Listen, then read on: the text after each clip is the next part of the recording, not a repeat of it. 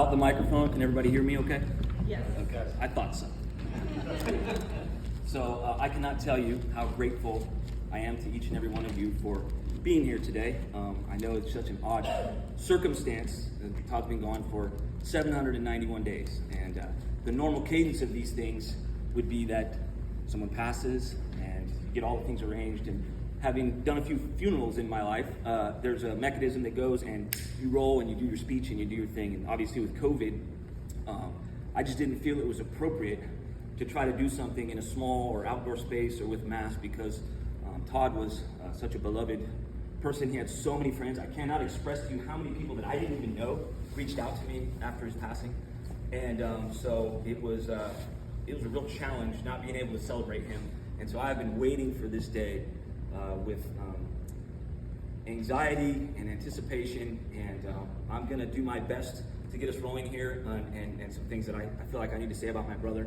And then we've got some other people who I've asked to speak. And then we've got a video that my daughter Elena made. We'll watch that. And then at that point, no rules, because Todd would have no rules. So you can go, you can stay, you can talk. We're going to have some food. The bar's over there, whatever it looks like.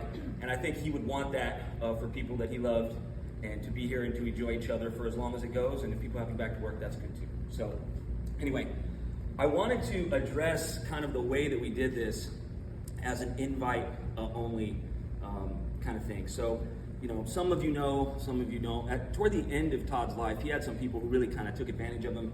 And, with his divorce and after his stroke, he had a rough 3 or 4 or 5 years at the end. And there were people, particularly at his work, that really worked to take advantage of him and cause him to lose his job, which, contributed to, his passing, right? Because he didn't have any health care. So I really wanted to make sure that none of those people showed up here today. Because the one thing that Todd and I had a lot in common, one thing that we did not have in common is that if I were in the urn here and somebody showed up that wasn't supposed to be here, he would have run their ass out of here by the scruff of the neck very publicly and enjoyed it. So I wanted to prevent that, but amazingly, Paula found this post on his Facebook from about a year before he died. So that was Todd. This is me saying, I'm looking at all your beautiful faces. I'm glad you're here. You're welcome. There's nobody who's asked. We got to run out of here today. So, although I did prep a few people for some backup in case we need. But thank you, Paula, for finding that, because that's Todd in a nutshell right there, and it's a great place for us to start. I'd be remiss, and I'll be all over the board here, if I didn't do some thank yous first and didn't forget for pulling off this event. Jacob, my son, helped me with the photos. Tara's been amazing putting together the board, being a support for me, helping getting everything coordinated. And Paula just came out of nowhere with these flowers. I wanted this to be an anti-funeral. I wanted it to be fun, which it already is. So I didn't really want flowers. And Paula has a way of influencing me and talking me into the flowers. And what a touch. They're beautiful. They're the A's colors and just such a fitting way to brighten the room. So thank you, Paula. And then to my daughter, Elena.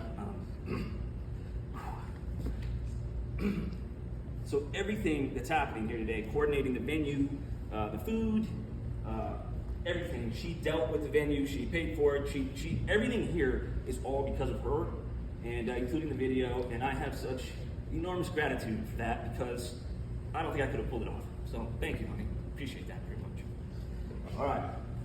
Damn it! I thought I could make it 2 minutes. All right. So this picture here.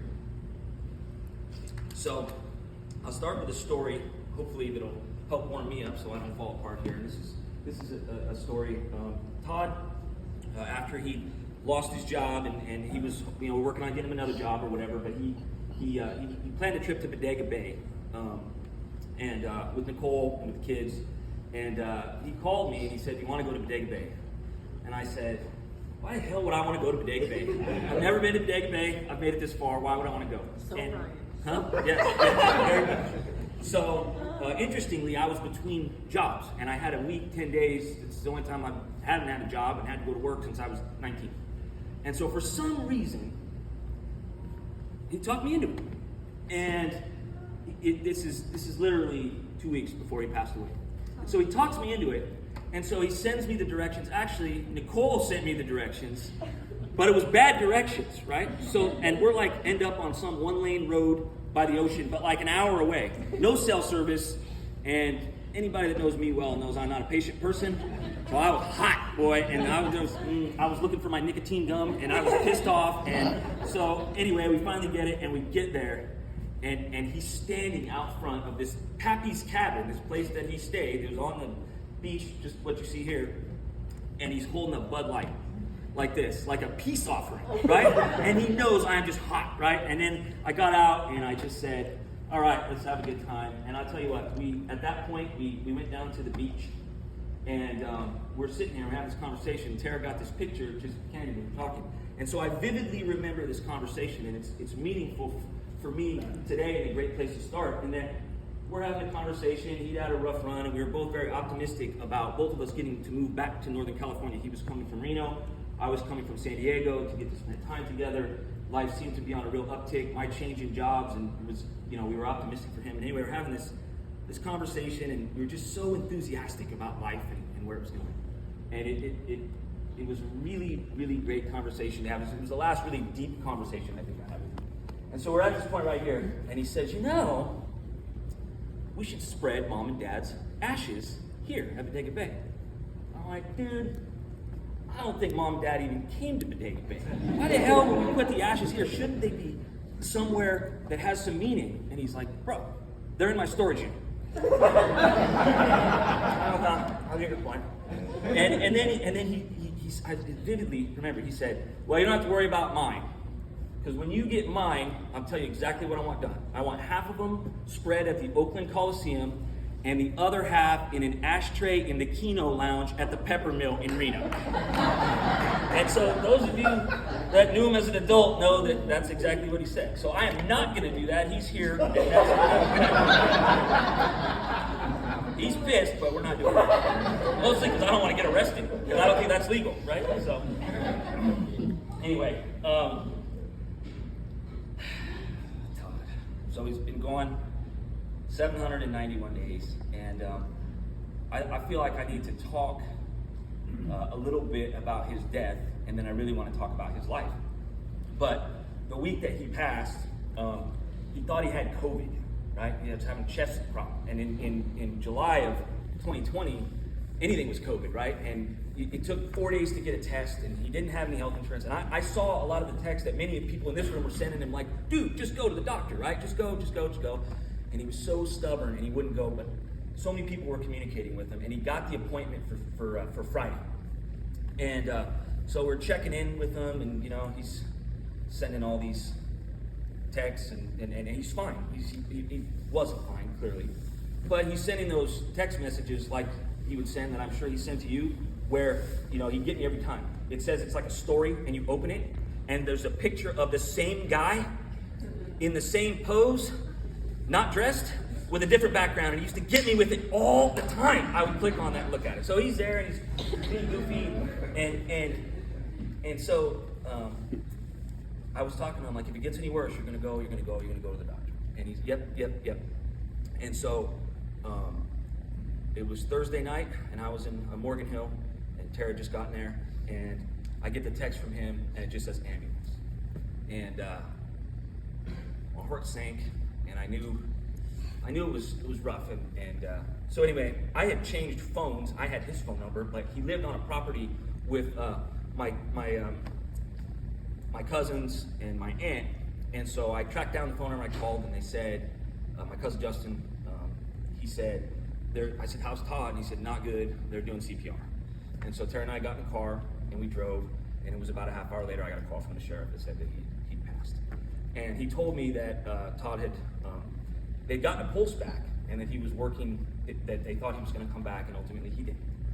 And I won't burden you with, the struggle of how that felt, and I don't even remember the ride back. I remember going and telling the kids and Teresa and how hard that was for all of us. So, and I remember on Friday, the overwhelming guilt that I felt, right? Because I felt like if I had been there in that moment, and I was yelling at him, don't you leave me here, you son of a bitch, that pulse would have gone and he would have stayed. He would have stayed for me.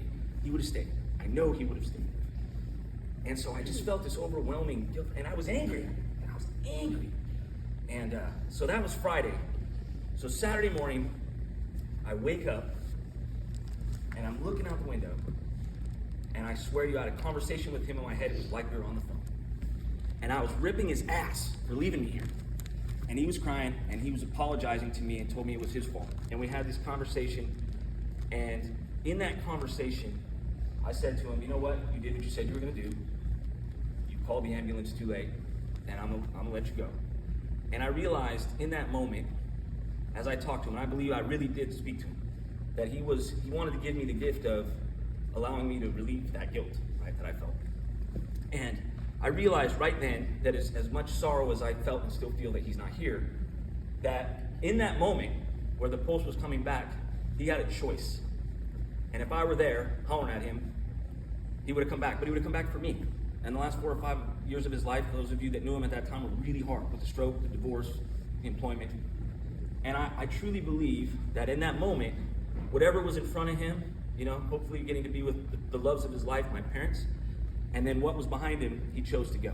And that actually gives me a lot of peace, that I know he's right where he's supposed to be. And actually, I feel guilty if he'd have stuck around because I was telling him he couldn't leave me. So I wanted to share that with you because I've been wanting to share that story for 700-something days. And so anyway, I believe he's at peace. I believe he's with my parents, and he's right where he belongs. So anyway, okay, we got through that part. All right, so now I'd really like to just talk about Todd just as a person. And you can do it right. Thank you. He was just such a decent person. Now, he was vulgar, but he was decent in terms of the way that he treated other human beings. And if you were in with Todd, and I know every one of you knows what I mean by that, you were in. Now, if you got out, he'd let you back in once or twice, but then here came the throw hands thing, and then you were out, right? We know this about Todd, but I never saw him take advantage of another person. Never. Maybe if it was the last pizza and he could beat you to it in the box, maybe then. But other than that, he was the most decent, kind, caring. He had a right and wrong that he believed in. Now, he was full of crap about a lot of things, but he had a right and wrong, and he had a way that he was going to do things, and he would absolutely and very directly tell you how he felt at any given moment. He was really incapable of bullshit. He was. And the older he got, the more he got that way. And I can tell you that I used to have fierce debates with him, and we would talk at whatever it was, right? Because that's just who he was. We had a great relationship. God bless it. I was the best brother I could have ever had, right? And he had this way of when I won the argument, he would say, "That's fine." And it was at that point where he was trying to find the next thing to say, but then usually he couldn't, and then he'd go, "Well, you know what? You got a big nose and you got ugly toenails," and he'd walk off, and that was it. That was my brother. He was so kind and generous. There were times in his life he had money, times where he didn't. But the birthday gifts that he gave me, times when he didn't have a job, it was like, I didn't need a $500 NBA jersey with an autograph on it, right? I don't even have anywhere to display it, right? And he's like, "Yeah, but that was your favorite player when you were a child." He was the most nostalgic, sentimental person I ever knew. And trust me, I've been going through his storage unit, and there is stuff and report cards, because my mom was nostalgic, so we got all her crap, then we got all his crap, and we got my grandparents' crap. We've been going through that. It's actually been wonderful to do. But he had this way, and he wanted to share those experiences with anyone that would listen, and particularly children. And I think of just how the man had my kids tattooed on his body, right? I mean, that's just who he was. And I know for children, he very much wanted to share great experiences that he had as a child. The challenge sometimes with Todd is the way he remembered the experience was colored by the fact he's a very emotional person. So he tried to recreate some things, and sometimes he'd be like, "Dude, what are we doing here?" Right? And he's like, "Yeah, but it was great in 1986. And you're like, "Yeah, but it's a dump now," right? But he was beautiful in that way. And the way he could recall things and memories, it's such a great loss for me because I don't have that great of a memory. My memory's okay. But he could recall things from when he was like 2 years old. And things I'd be like, oh yeah, I remember that. Oh yeah. And what a sense of loss that he's not here to do that for us here. And I burden Tara and my kids all the time with stories that they're not interested in because I'm just trying to keep them alive because he's the only person that would appreciate it. Todd was he was an incredible son. He was an incredible son. He brought so much joy to my parents. And the way we grew up, and we had a wonderful childhood, and that is really the only thing he wanted to recreate in his own life, right? When we played Little League, Dad was a coach, Mom was a team mom, like we just had this incredible childhood, and he very much wanted to, that's what he wanted for his life. As a brother, I just couldn't have done any better. And he was just the ultimate support. I mean, he was a total pain in the ass. I can't tell you how much he would grind on me, and we'd argue and we'd fight, but man, was he just an incredible human being to know for 41 years of my life. And quite frankly, the only way I could deal with him not being here, I still, every morning, think of him within the first 5 minutes. And the sense of loss I feel is, there aren't words. But the only thing that gives me solace is that I had him in my life for 41 years. Yeah. And even though he's not here present now, what a blessing. What a blessing. Because he was just an incredible brother and piece of my life. And he was, and this used to annoy me, but he was the funniest person I ever met. Oh, yeah. And people would tell me, gosh, your brother's so much funnier than you are. and I would argue that, but that was true. He is a lot funnier. But not when he was trying to be funny.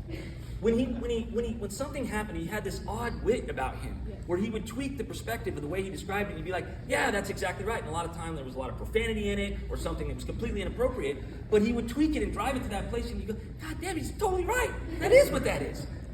I tell you what, he could make me laugh like no person ever before, and probably never. The only way I could describe it is like he'd get me laughing so hard. It was like he was tickling my soul with a feather. Like I was so just overwhelmed with joy and laughter from the time we were little kids to the last time I spent any time with him. He really was an incredible brother. Todd was not a father. Todd was a dad. And he raised Mateo better than most people raise their own son. And I know the divorce happened and it didn't end well there. And that actually really broke his heart. But he was an incredible dad.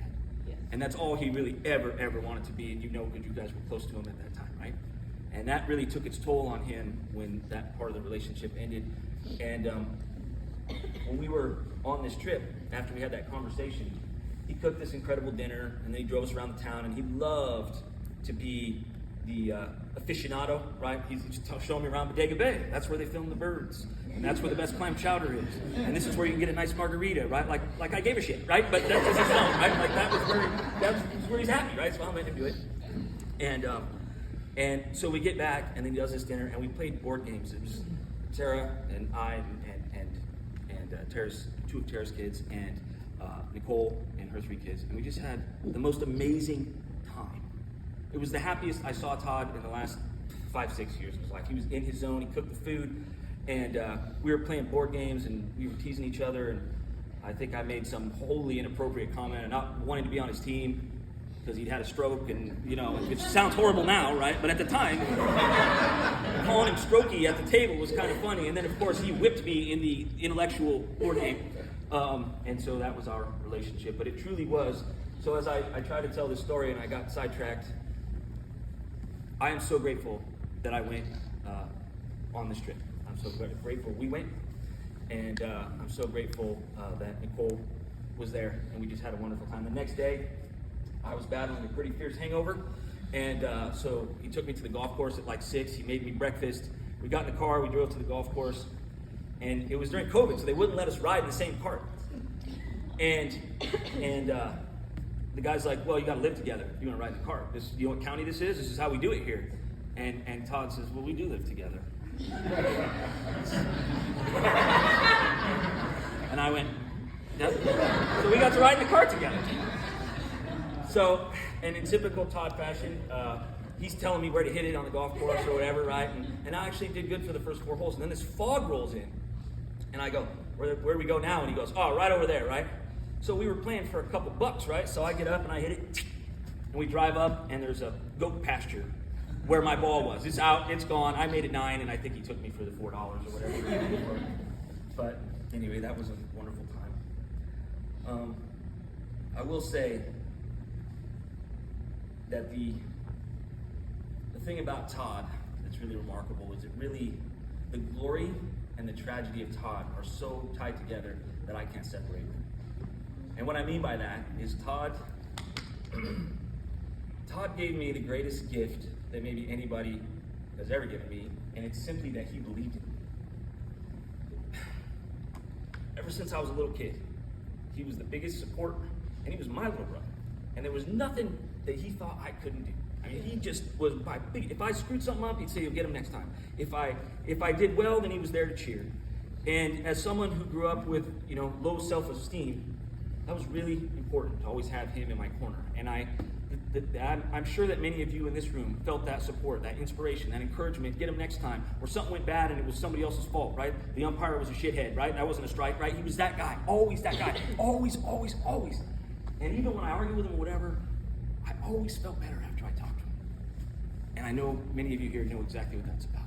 The tragedy of Todd is he didn't have that belief in himself.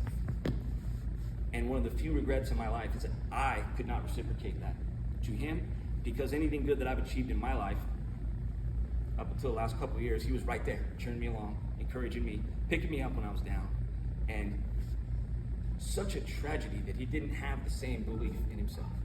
And what I would say is that if he were here today, he would probably define his life as maybe incomplete, right? And because he wanted to be great. But he didn't realize he was great. He was great. And if you were to, he would define someone's life as a great human being, and like most of us, right? Deeds, buildings left behind, scientific advancements, athletic achievements, right? And as I look at that, that's kind of the traditional definition of great, right? But if I look at those things, the one thing I can only see that those kinds of accomplishments would have in common is that you didn't have to know the person to know that they were great. And I say if you take the inverse of that definition and you say you had to know the person, then Todd lived a great life and he was a very meaningful person, certainly for me and I know for all of you. I miss him so much. So I'm about done. I just want to tell you an uplifting story, experience that I had, and then I'll pass it over. So I'll butcher the story, but bear with me. I only know how I heard it and how I felt it. So shortly after Todd passed, Nicole shared a story with me about a hummingbird, right? It was a hummingbird, right? And so as I remember it, and I could be wrong, that Gunnar was yelling, "Todd's here, Todd's here."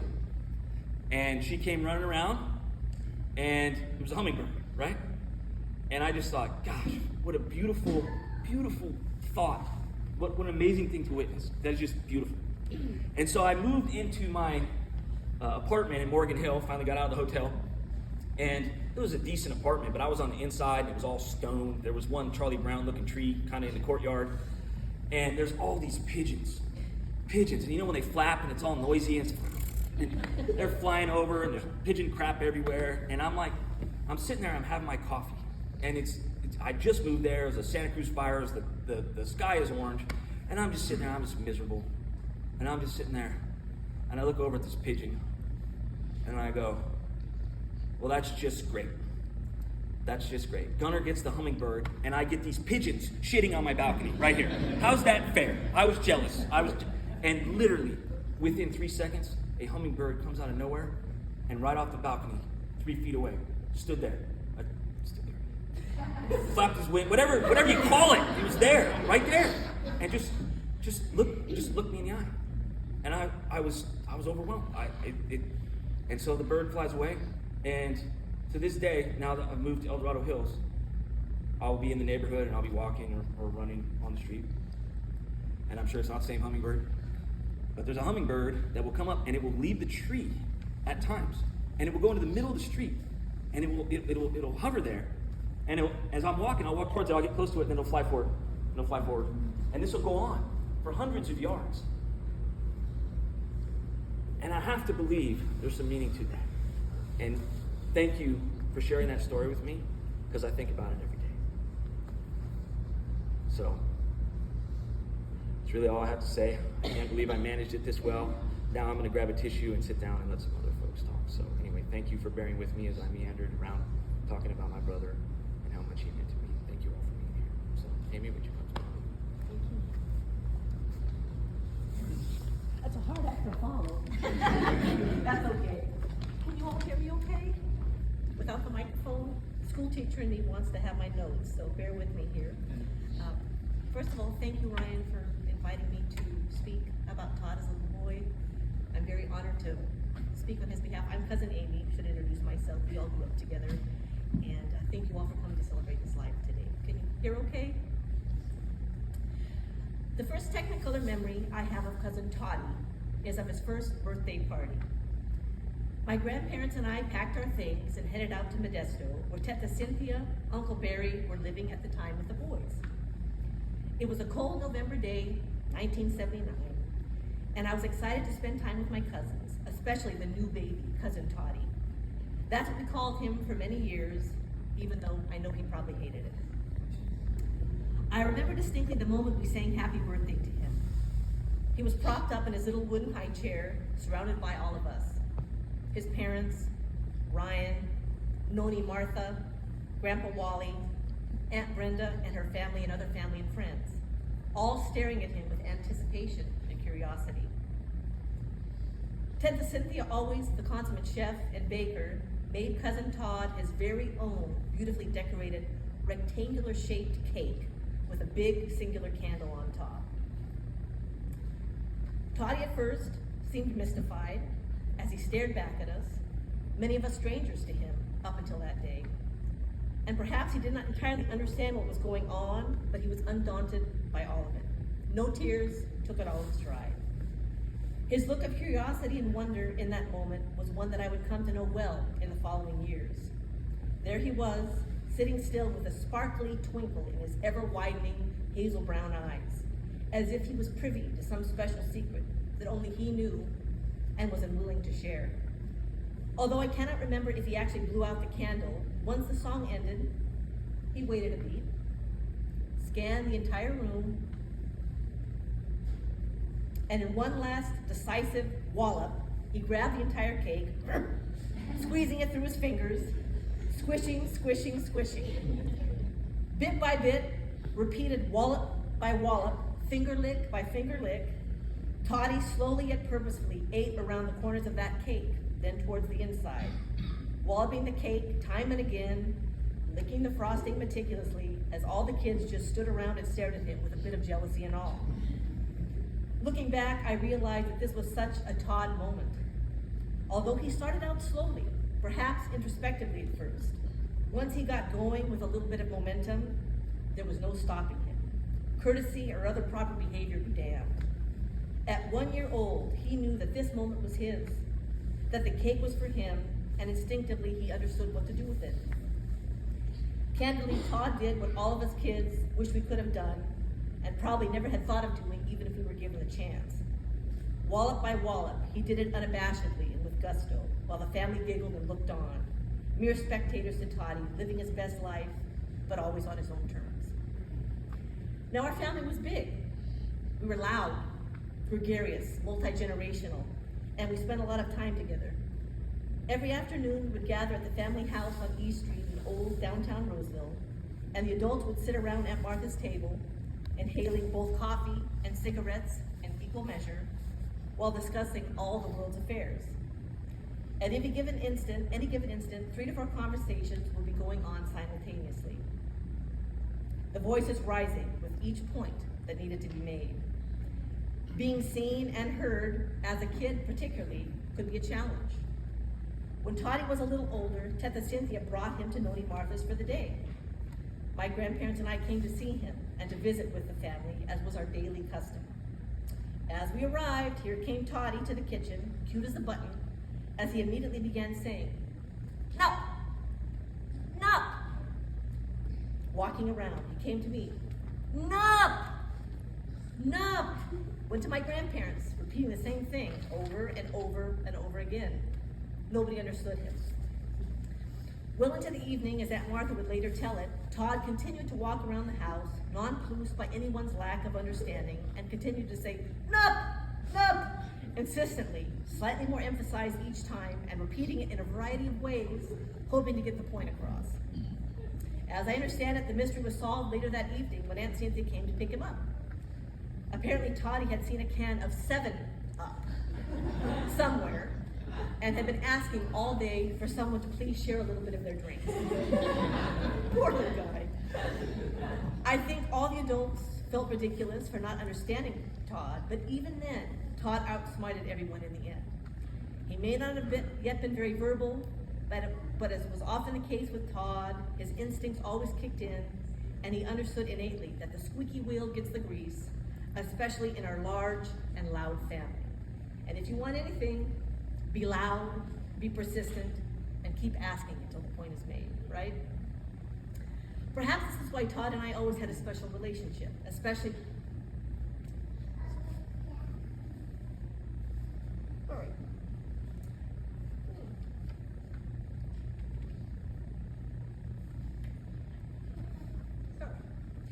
Especially when we were kids. We certainly understood each other and were very similar in this regard, persistent and determined, and albeit a bit emotional. Also, Todd was the youngest grandkid in that group of kids within our family, and I was the only child. So we kind of looked out for each other and learned and leaned on each other, kind of like allies in battle. With our group of rambunctious yet loving cousins, allies were important because when the shit hit the fan, which it inevitably did, you can bet that we were sometimes made culpable for whatever may have gone wrong at that time. So many funny instances come to mind. Who broke the pool? Toddy did it! Toddy did it! Toddy wasn't even around the pool at the time. Or who snapped a cherry tree branch? Amy did it! And I wouldn't even have been there at the time. You get the point, right? Kids are kids, and we love to torment and love on each other in equal measure. In all cases, I always felt very protective of Toddy, almost like he was my own sweet little brother. And he was so sweet, loving, and jolly, always with a ready smile and lots of hugs and kisses. He liked to tell jokes and make people laugh. His sense of comedic timing and delivery were unparalleled even at the age of 5 and 6. In many ways, he was the Pied Piper, and we were all there to kind of just follow along. He had such a sense of adventure and fun. I think that he was also protective of me as I was of him back at that time. When we would be playing in Aunt Martha's huge yard, Toddy would run off and play or go to Uncle Eli's for a quick visit. And then, in a few minutes, come back to me, give me a quick hug, and then run back and do whatever he was doing at that time. And this went on for several years. As an only child, I loved those moments of inclusion. It was Toddy's way of saying, "I didn't forget about you, Amy, I'm here." And thinking about those moments now, this is harder than I thought, sorry. My heart skips a beat because I guess we never really know when that last hug will be with that special someone who we love so much. We just never know. In truth, Todd was the kind of kid and human you met once, but you never forgot. For better or for worse, you always knew where you stood with him, as it was written all over his face, in his demeanor, and later on in his very decisive words. And that little toddler who tried valiantly to communicate, "No," grew into a very conversational, smart, and articulate older kid who was not afraid to voice his opinions or get his point across, even at the expense of questioning the die-hard opinions of some of our older and more obstinate relatives. I remember one Christmas Eve at Uncle Eli's house. As usual, we were packed in his little house like sardines, merrymaking, sweating from the heat, talking over each other as usual, eating and drinking coffee. These were very happy times. In the living room, the topic of Jose Canseco came up, and some scandal he had faced at the time. I remember clearly Cousin Todd, Uncle Max, Uncle Barry and Uncle Eli were all sitting together on that age-old orange couch, arguing about whether Jose Canseco should or could be considered a role model for young kids. I don't remember who thought what, as it happened so many years ago. I just remember in my mind's eye watching Todd as he carefully, logically, and meticulously decimated every argument that each family member had regarding the topic of Jose Canseco, the larger topic of the importance of sports in society, and the greatness of the Oakland A's. There it was. His conviction, his insistence, his noble sense of sportsmanship and loyalty all resonated with me on that day. He did not back down, and he let each of them know, under no uncertain terms, just how flawed their reasoning was. I didn't have much to say in that argument, but I enjoyed immensely on the sidelines as my baby cousin Todd questioned the old school patriarchy and breathed new life and new perspective into the small living room filled with very closed minds. I think at one point I did try to make a salient point about a prospective draft pick for the A's. Todd stopped, looked at me, and succinctly said, "Nah, bad idea. He's an asshole." And that was the end of the discussion. There you go. And that was Todd. No matter who he was speaking to, no matter where he was authentic, he was direct, sometimes a little prickly, but unapologetically himself and always true to his ideals. I loved that about him. Like his mom, my beautiful Aunt Cynthia, you could always depend on Todd to give you an honest, if not very direct perspective, a truth serum, if you will. Very often I will think of Todd these days, especially when I'm watching the news or politics, and I think to myself, what would Todd say about this crap? And it makes me smile. You see, he didn't reflect an image that he wanted to project to the world. Rather, he just radiated himself, and your job was to take it or leave it. Sometimes the delivery may have been a little raw, and he had a very nuanced personality, but you knew that he was saying something that came from the heart, and that's because in his essence, Todd was all love and all heart. Not everyone readily understood this about Todd, but I think it's fair to say that his essential sensitivity, his kind, honest, and emotive nature was never more apparent than when he would talk about his parents, Cynthia and Barry, or when he was interacting, for better or for worse, with his brother Ryan, and especially when he was with his niece and nephew, Elaine and Jacob. It was during these times, in this presence of his nearest and his dearest, where I could see the old Toddy eye sparkle, like the one where he walloped his first birthday cake. Pure joy, raw emotion, intensity, and he was all in and seemed to know instinctively to enjoy every moment with them. He absolutely radiated excitement and love when he was with Elaine or Jacob, especially. And even just being near them or talking about them. In their presence, he levitated. And he loved them so much. He loved you so much. From my heart, I wish that we had all had more time on this earth with Todd, but I do still feel his presence. His lessons continue to inform all of us, and his memory will remain eternally bright. We miss you so much, Todd, and love you so much, and we'll hold you close in our hearts forever. Rest well until we meet again. Thank you.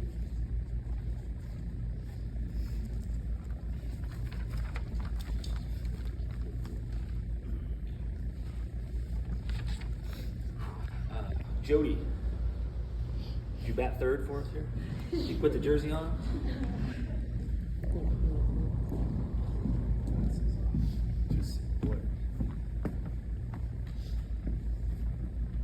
I'm incredibly grateful that we're able to do this for Todd today because he damn well deserves it.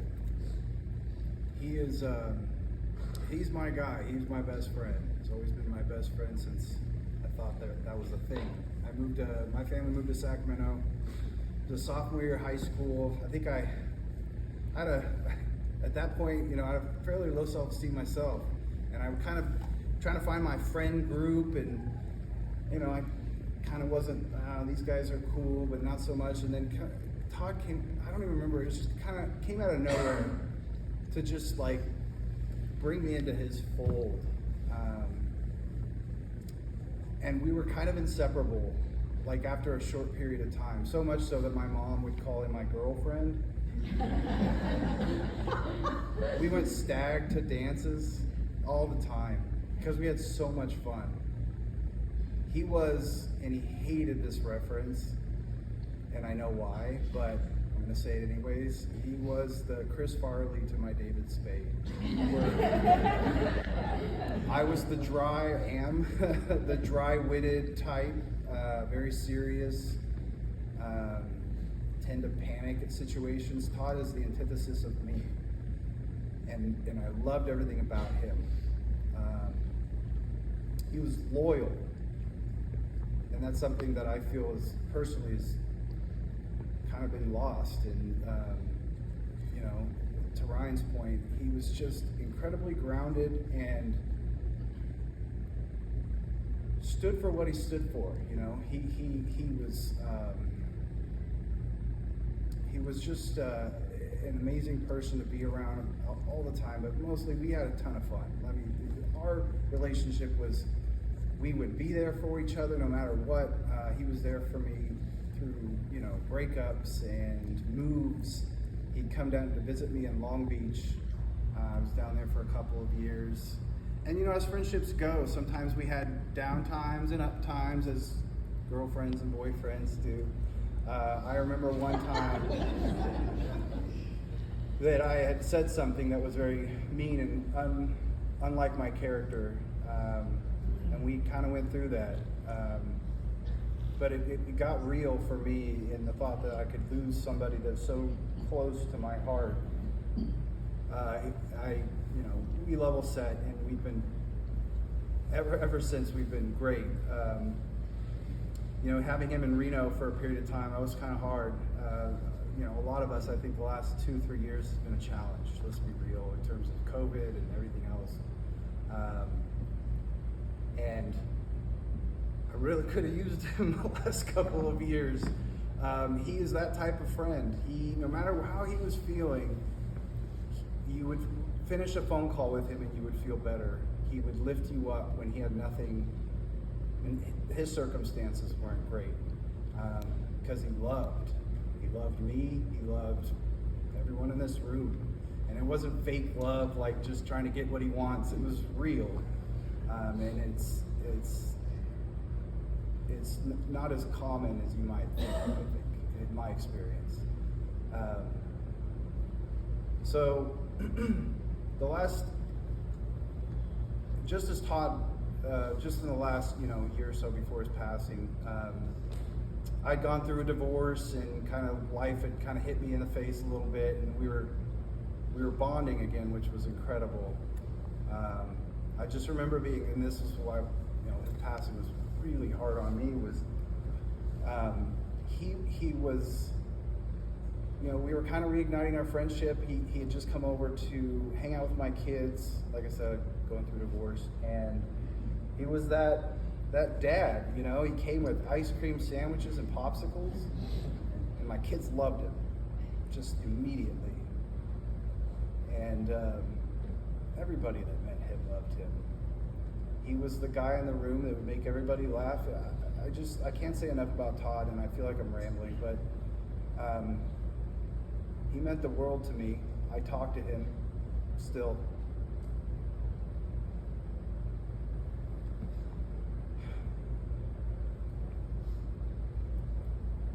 Todd was an amazing person, and we're just so grateful, and I'm so grateful to everybody here to be here to appreciate who he was for the time that he was here. I love you, Todd.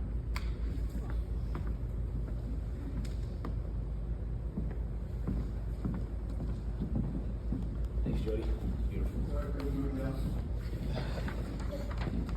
That clean up for us? Try.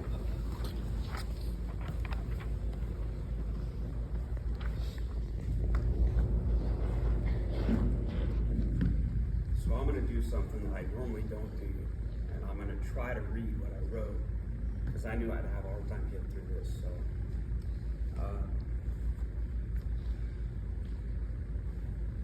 it's like chronological order here. Todd was a work friend. We met at work. We weren't exactly close friends, almost even acquaintances for the majority of the time I knew him. I think he was cordial to me, just out of respect for Ryan in the beginning. But there was a time where things changed, and he showed up in a way that most people don't. So I have this weird thing because we always classify our friends, childhood friends, family friends, neighborhood friends, work friends. And he was just a great friend. And he was a true friend. And I'm listening to everybody speak, and there's something I'm going to say that I think the same word comes out, and it was loyalty. It is not out there like it once was, but Todd had it. And he was extremely loyal to those he cared about and to the causes that he believed in. Even the A's, as much as they suck.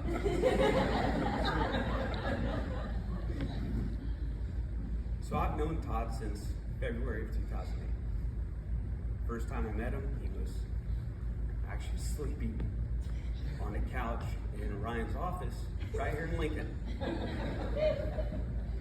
I didn't know it at the time, but he had a bias already towards me because I came into work from a different competitive company and was going to work right in his market, and what he thought was his great prospects were actually my accounts that I was bringing over. He never actually made that felt to me, and always was kind and supported me, even though, later on in life, he let me know that he sucked it up for the cause, and he was glad he did. So, I really got to know Todd quite a few years later. He came to me, he was concerned for me. A lot of things had changed at work. Ryan was working there. Ryan had left. We had some really tough leadership, dynamic things happening, and the stress was real for everybody still there. And he came and said, "What can I do to make you better?" So I was trying to fill a role in a place where I couldn't get anybody to go to work, and so I am sorry, Jody. I sent him to Reno, but he would not let me do anything other than try to take that on. And I'll tell you, when he came to me, he said, "I know I'm not ready. I'm probably not the right guy right now, but I'll be loyal to the cause. Tell me what to do. Tell me how to do it. Tell me when to do it. And I will execute like no other." And I will tell you, he did just that. He always came through. And I think this was the moment where I saw the vulnerable Todd. This is where he actually told me that for the previous 4 or 5 years, he actually hated me.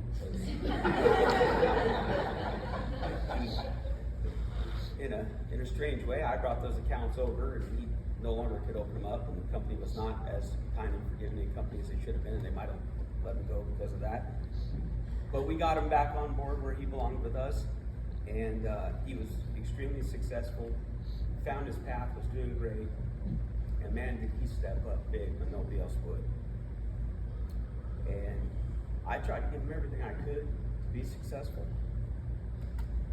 and he embraced and took everything I could give him, and in turn, he gave me more.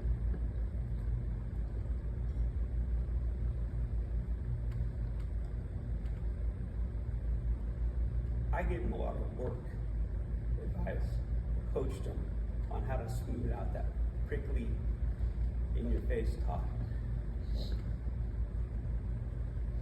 Tried to help him navigate the political aisle that we all know Ryan does well, and Todd would put his middle finger at. And he stepped up and did a really good job through that, outside of his normal way of doing things. But in the meantime, he took a personal interest in me, on my personal life. And he mentored me as much as I mentored him.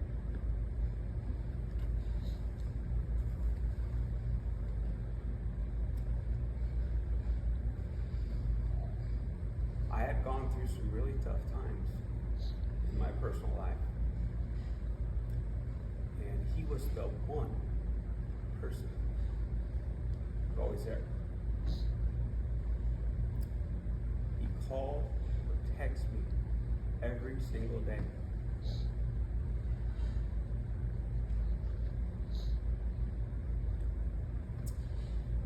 You're right. He was always a bad person. There's always somebody making a mistake. There's always, they got this whole thing fucked up, excuse my language. This is all messed up because other people just don't see what's real. And I thank you for that. One of the things that everybody said is that loyalty piece is unmatched from him. You can mess up. You can have a bad day. It could even affect him. And he would still come back around. He'd let you know in Todd ways that you did that, but then he would swing around, put his arm around you, and say, it's all right. We work forward.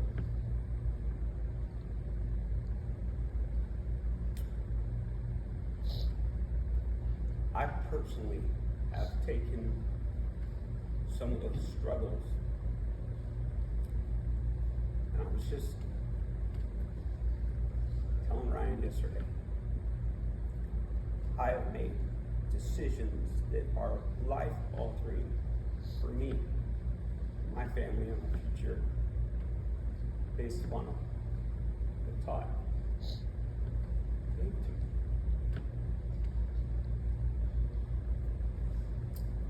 I can never repay him for that, except to continue to live that way. And as I told Ryan, even now, I still make decisions thinking about him. Would I get that call from Todd? Where he'd be like, what the hell are you doing?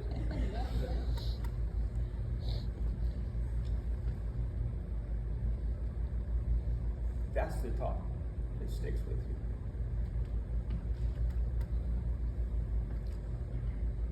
Just a pure character move of Todd that you guys will all appreciate.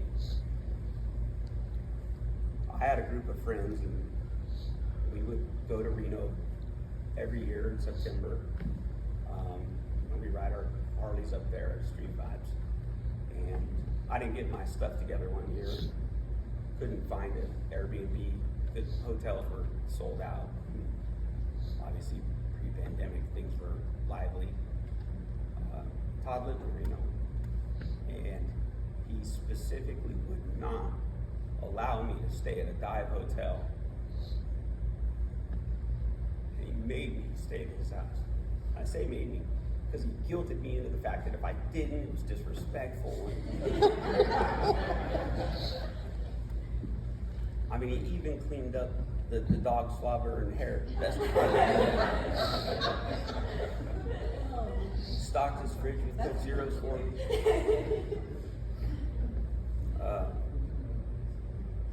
And then he would not let me pay him.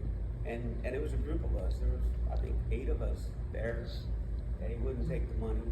So, of course, I stuffed like $800 cash underneath this pillow. Same way Ryan would have done it. He won't take it. Just leave it. Give him no choice. I'll never forget somebody that will let you stay in their house. He specifically got his stuff together and went to Nicole so I could have the house. What a big gesture. So, in his final days, Todd and I still spoke every day. Mostly me yelling at him to go to the hospital like everybody else was. threatening his dad and go pick him up, take him myself, right? But he never quite let on how bad it was and said he had it. And that if it got bad enough, he had already promised Ryan he'd go. And I took him for his word because his word was always good. But he was sick. He was calling me to check on me. Because during COVID, he worked for me, and I had to lay him off.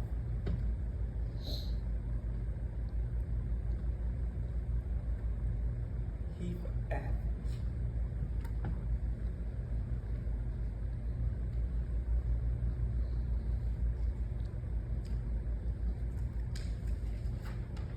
That was